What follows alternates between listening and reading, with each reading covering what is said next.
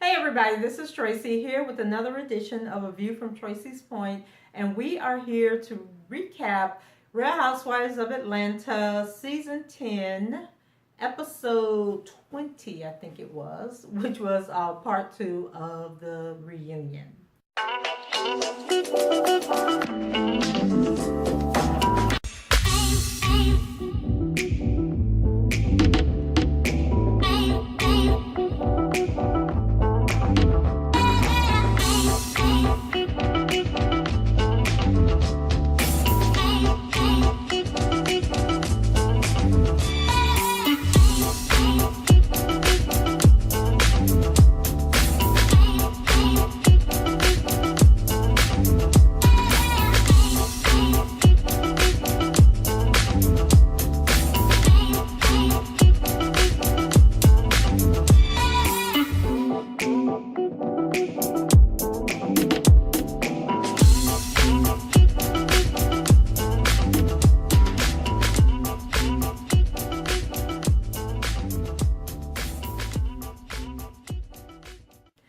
So, I was a little disappointed with the reunion because it's going to be stretched out into 3 parts. And I know I said this about Married to Medicine, that they could have like really wrapped this up in 1 or 2 parts. And last night's Real Housewives reunion proved that, because we ended part 1 where they were talking about Kim. And we're thinking, okay, well, when the show picks up, then Kim's going to come out and they're going to have the confrontation or whatever. But they drug the show out and then brought Kim like the last 15 minutes. So it looked like that's going to, pick up and continue on into this 3rd episode. But anyway, let's just get into what went down. Basically, let's start with Kenya and Marlo. So Marlo was on the couch when the show ended in part 1. So she was still there when they opened up for part 2. And so Marlo told Kenya that when she calls her a prostitute and says all those things about her, that hurts her feelings. And so I thought Marlo was about to come with a joke, but Marlo said she was serious, that it really hurts her feelings and when Kenya does that. And so then they were asking Marlo, how do you make your money? And so Marlo said that, she makes her money through her companies. And they were like, what company? And then she said Simply Marlo LLC. I think it's what or Simply Marlo Hampton LLC. So Kenya kept coming at her. And so Marlo was basically saying that Kenya, of all people, knows what she does because Kenya has, utilized her services in the past. But Kenya kept going on. And so they got into like a little back and forth. And then Kenya, was basically saying, well, how do you make your money? You make your money off of rich men. And then Kenya, threw out there about Marlo and the incident where Marlo and the girl got into the fight and she cut the girl in her face. And, and I thought that was a really low blow because the girl's family has constantly said that, they want to put that in the past, that it's too hurtful, when they keep dredging that up. They didn't want that to be a part of the show. But Kenya, and this is the problem I had with Kenya, and we talked about this with the episode about that PSA that she did. Has anybody seen that PSA on any television station or any other platform other than Real Housewives of Atlanta? Because why would you use something so awful that happened to somebody as a dig to get back at somebody that you don't like? And I just thought that was such a low blow. And then people were saying on social media, like, they just threw that out there. So there are people that don't know the history. And basically when Marlo was like, and you guys know, I think I pointed out before that Marlo is from here, and she actually attended high school and stuff with my cousins and my cousins' friends. And so Marlo, I think she probably was about 24, 25 years old. She got into a fight with a girl. She cut the girl, and then about 6 years after that, the girl committed suicide. And so Kenya was trying to make it look as though Marlo did, stab the girl and then the girl died, and, not really giving the essence of what actually happened in the situation. And so I just thought that was a really low blow. And then, Andy was asking Marlo, well, how do you make your money? How do you pay your bills? So she said that she dated a guy who was a billionaire, or who is a billionaire. He is not Ted Turner. So she wished they would stop that rumor. It was not Ted Turner. And that, the guy bought her a house, bought her mom a house, bought the aunt a house. Like, he was just buying people houses.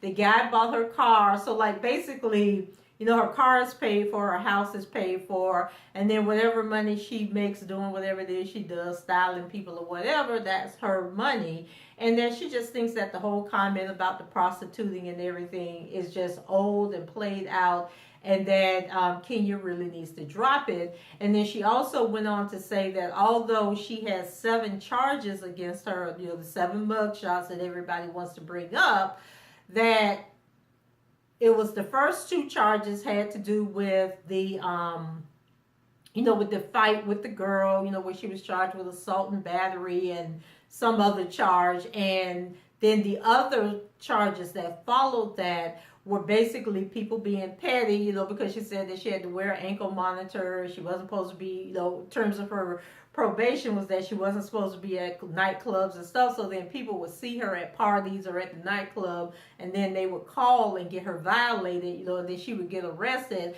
And so those other charges, like 4 or 5 of the 7 charges, it's not that she was out there committing, crime. She was basically violating her probation. And so, Marlo is, I guess she's taking the approach that, Kenya, I'm about to take your peach from you. And so you might as well get over it. I'm going to put it out there and just, I'm going to clean it up, tell my own story. Like Iyanla keeps saying, tell your own story. And then you'll have to worry about other people, it's less powerful when other people try to tell it. And that was kind of like the route that Marlo was trying to go. And then, after they got all that out, he told her she could leave because they needed to bring Eva out. But then we had a little back and forth exchange between Porsha and Kenya. And so Kenya, I think Porsha was saying that, Kenya, you're always using prostitutes, calling people whores and prostitutes and stuff. And then Kenya was like, but you are one, or something like that. They got to going back and forth, and then they started talking about the one-eyed African that Porsha said that Kenya was sleeping with. They got to go. I mean, that went on through the whole show. Like they weren't arguing out loud, but then Kenya was like, I told you the deal about that, and then Porsha was like, yeah, but don't you remember? And that like went out through the whole show. I was like, y'all so stupid. But before we get off of Marlo and Kenya and move on from that whole situation, Marlo is working hard trying to get her peach out because she was on Twitter and she was delivering them receipts last night on Kenya and how Kenya knows that she has a legitimate business and that Kenya has actually used the business before. So in one tweet, Marlo says, and I'm the one pressed for a rich white man. And she posts a picture of Kenya and this old white man and said, I date who I'm attracted to. White, black, brown, doesn't matter. I dated one white billionaire for 5 years. She says, I was in a full-blown relationship.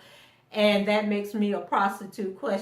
You see here who was really chasing after white men. And so in that same tweet, she had like some messages.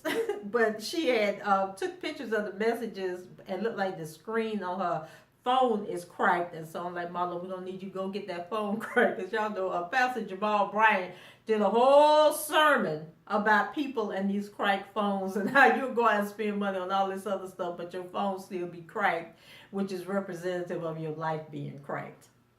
So in the next tweet, she says, you don't know, simply Marlo LLC. Then she gives like the raised eyebrow emoji, but use my company as your image consultant plenty of times. I located the Birkin, but you never bought it. Mouth writing checks that your bank account couldn't and still can't cash. Hashtag Real Housewives of Atlanta. So she's showing a text message trail of where Kenya was asking her for this Birkin bag for her. Then she posted some pictures of her and Kenya together, and she says, you've been in the industry all these years, but little old Marlo, simply Marlo LLC, got you invited to your first New York Fashion Week fashion show, okay, and took you backstage to meet the designer Max Azria, use my car service and photographer to give you the mulatto experience, hashtag Real Housewives of Atlanta. So I was like, okay, Marlo ain't playing with you, Kenya. You might want to go somewhere and sit down. And then while I was reading the tweets on Marlo's page, somebody else was called Hit Shows to Watch. And so they posted on Marlo's page, well, not posted on her page, but tagged Marlo and a couple of other people. And it says a total of $141,253.68 was paid exactly 10 days before Kenya's secret marriage. Coincidentally, around the same time, Bravo passed out checks before filming last summer. And so basically, it's supposed to be some receipts showing that Kenya paid Mark's taxes for him. And I'm just like, I thought Mark was supposed to be a millionaire. Why he couldn't pay his own taxes? Like, what was up with that? But I do remember when the whole story broke about Kenya getting married, people were saying that, you know, Mark owned that restaurant in Brooklyn, SoCo Brooklyn or something like that. But people were saying that when they were like looking at the records and, you know, going on the restaurant website, it didn't mention Mark as an owner, and then people were speculating that he was an investor in the restaurant. He doesn't actually own the restaurant. So it seems like with Kenya, nothing is ever cut and dry. You know, it's just always some shady mess behind it. And so, you know, there were a few more dabs at Kenya, you know, about the stories that she tell, and, you know, you can't really believe nothing that she says. And then Kenya said that they needed some cocktails out there, need some drinks out there on their floor. And then Nene was like, but ain't you pregnant? So then Kenya got quiet then. She acted like she, you know, didn't hear what Nene said. I was like, Kenya. And then I also think, and I might have said this in the part one, that I think that before they signed Kenya's contract for season 11, Kenya gonna have to prove that she's pregnant, because it seems like Andy may be over her and, you know, all the shenanigans that she has going on. So let's see what else happened. Oh, Porsha and Kandi, Lord help us. They got into it again about the whole story from last year and the whole apology. And Porsha was like, look, I'm not taking this into season 11. Girl, what do you want? Do you want me to apologize and say blah, blah, blah, blah? Okay, then that's what I'm saying. I apologize for, like, is that good enough? Can you accept that? Can we move on for this? Because I'm not talking about this no more. And then Kandi was like, well, yeah, you know, I guess, you know, I can accept your apology. And I agree, you know, let's stop talking about this. And so they ended up shaking on it and saying that neither one of them is to bring it back up again. But then right after they did that, Porsha kind of sort of brought it back up again, because her and Cynthia was going back and forth about something, and then Porsha was like, you know, y'all get on my nerves, because no matter what you do, whatever's going on between the two of us, it always turns into the Kandi situation. And then the camera goes over to Kandi. Kandi was looking like, damn, did we just agree that we weren't going to talk about this no more? But the point that Porsha was trying to make is like, you know, I stepped on your shoe, you know, and I said, oh, I'm sorry for stepping on your shoe. And then you say, yeah, because you remember that time when you stepped on Candy's shoe. So she was like, no matter what she do, they gonna always try to turn it around to the situation with Kandi. And then, you know, then Porsha was saying how Cynthia, you know, she thought that her and Cynthia were building a friendship. And then, you know, this season she found out that that wasn't the case. And, you know, then Cynthia told Andy that she didn't know him either. So I was like, okay, Cynthia, you're trying to be Mariah Carey out here. But Porsha and Cynthia, you know, they were talking about, you know, her telling Cynthia, you know, about Will, and Will was allegedly seeing other women. And Cynthia was saying that the reason she was bothered, well, not that she was bothered, but when Porsha said, you know, can I tell you something that I heard? She said that behind the scenes and off camera, Porsha was like Will's biggest cheerleader and was telling her, you know, don't worry about what other people were saying. Do you, if you like him, keep seeing him. He seems like a nice guy. She said, so when Porsha said, oh, you know, I got some tea on him too, you know, she didn't think it was going to be anything bad. And then Porsha was like, okay, but that's what we were talking about. Like, why would you think I was getting ready to say something nice about him? So that was just sort of like a stupid, pointless conversation. When Eva came out, talking about she was having contractions 10 minutes apart, and she had then called Dr. Jackie, and Dr. Jackie was on call. And I'm thinking, like, didn't y'all record this reunion like 3-4 weeks ago? And then Eva just had that baby last Friday. I think she had a baby like the same day Khloe Kardashian had her baby, or the day after. And she had a little boy, and his name is Michael. And she said that they're going to get married in October. But I think that Eva just wanted to come out there, talk about Will and Cynthia, and then get on up off that stage and get out. Like, she wasn't really trying to be a part of the reunion. And it'll be interesting to see if Eva comes back, because Andy even mentioned the fact, like, your man trying to be in politics, like, how does he feel, about you being on the show? And she was saying basically he knows her and he knows she's not about the drama, and so he wasn't really concerned about it. But I'm thinking, if he is serious about a political career, he probably doesn't want his wife on this reality show if he wants to be taken serious. But she was just basically telling Cynthia that when Shamia brought up about her and Missy Elliott, that was a rumor. But what she was telling Cynthia about Will was a fact. And I'm sitting there saying to myself, whoever gave the information for that article about her and Missy Elliott, they probably thought they were giving facts too. And since Cynthia didn't know Eva, why should she believe Eva when Eva told her that? And then they kind of like ended it with Cynthia saying that all she's concerned about is who Will is dating while the two of them were dating.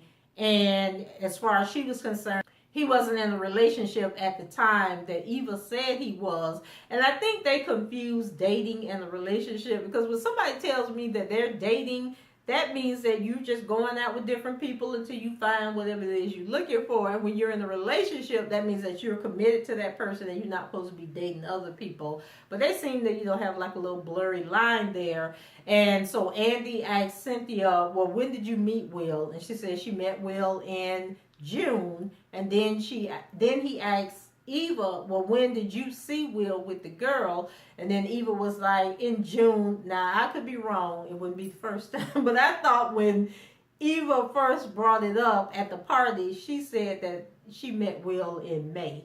So, I don't know. I'm not going back to look through the episodes to prove it. But that was what I recall. That was the first thing popped in my mind when she said it was in June also. So I think Eva left after that. Wasn't really much going on with her story. Sheree was pretty quiet. She was trying to make jabs at Nene, and they were kind of going back and forth about their friendship. And Sheree, made the comment about, before Nene, got the comeuppance, that she was the it girl and she was getting Nene into these parties and into games and everything. And I'm like, girl, please stop. Sheree had zero storyline, and when they finally brought Kim out there, Kim, wasn't even thinking about Sheree, wasn't trying to help Sheree, wasn't trying to save Sheree. They, was pretty much throwing shade about the elephant party, and then, Porsha pointed out about they had the elephants, the table was like sitting on these statues of elephants, which Andy... subliminal messages there. And so they were like basically asking, this was after Kim came out. So when Kim came out, they kind of kept it lighthearted and was basically asking her when they were at the party, the elephant party, why was she holding Porsha's hand? So, yeah, we all want to know that, but they was talking about, the energy was off and, they were trying to be comfortable and all this stuff. That's why they was holding each other's hand. And, when they pretty much got into, they were asking Nene about the whole thing with the comment that she made about that she hoped the lady gets raped by the Uber driver. And, Nene explained that while she was doing her routine that, the lady was heckling her and said, told her to go kill herself. And just as a spontaneous, response, she said, and I hope on your way home you get raped by your Uber driver, which I can kind of understand, and then they were asking Kandi, why is it that she could understand or empathize with Nene and what Nene was going through, but she couldn't forgive Porsha, for what she said, and weren't they the same things? But Kandi said, no, it wasn't the same thing. Nene was up on stage doing this comedy routine. You say things without thinking, and so she was more willing, to forgive. And then they asked Nene, did she think that Kandi could have fought harder for her with the other members of Escape?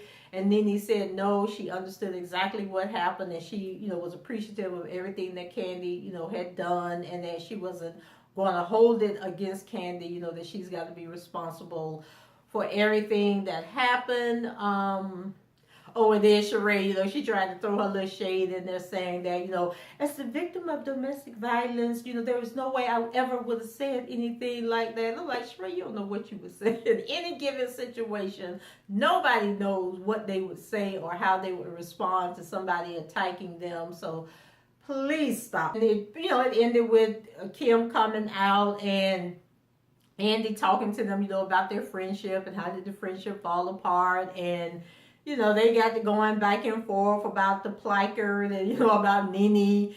Nene was saying that they didn't really talk to each other. And, she had, made up in her mind when she decided to come back on the show that she was going to have a clear, give everybody a clear slate and try to rebuild the relationships and rebuild the friendships. But Kim just seemed to be hell-bent on not rebuilding the friendship. And they talked about the whole handicap placard and how, Kim really wasn't being a friend because she was going around, trying to document and get, like the whole video, taking pictures of the handicap placard and all of this stuff. And I think Nene said that Kim didn't even speak to her in the store. So why would she go out and then take the picture? And then Kim was saying that she didn't go out and take the picture. Somebody sent her the picture or something. It was just like, by the time they got to the whole Kim part, I had been zoned out because I was pissed that part one ended and, we were thinking that, they're going to jump right into the whole Kim situation, and then they didn't.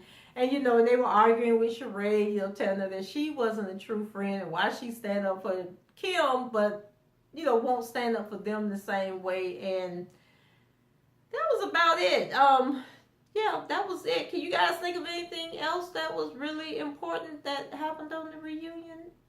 And I think they talked about Porsha and the fan. And then I was kind of mad at Porsha, because she wouldn't really speak on the fan. But the way I saw the situation with the fan was that Porsha was playing with the fan and had the fan up, and Marlo snatched the fan, and which was totally different from Kenya with the scepter, because she was like sticking it in Porsha's face, and that's why Porsha snatched it out of her hand. So I hate the fact that Porsha, and then again, you don't know if it's the editing that's going on, but that Porsha didn't really stand up for herself and, make it known that, hey, it was two totally different situations. And, it was uneventful. I'm not even going to sit here and try and remember what else happened on that show. But if y'all can think of something that I missed, go ahead and leave it in the comments. Rate the video and subscribe to the channel if you haven't done so already. And until the next time, I shall talk to you guys later. Bye-bye.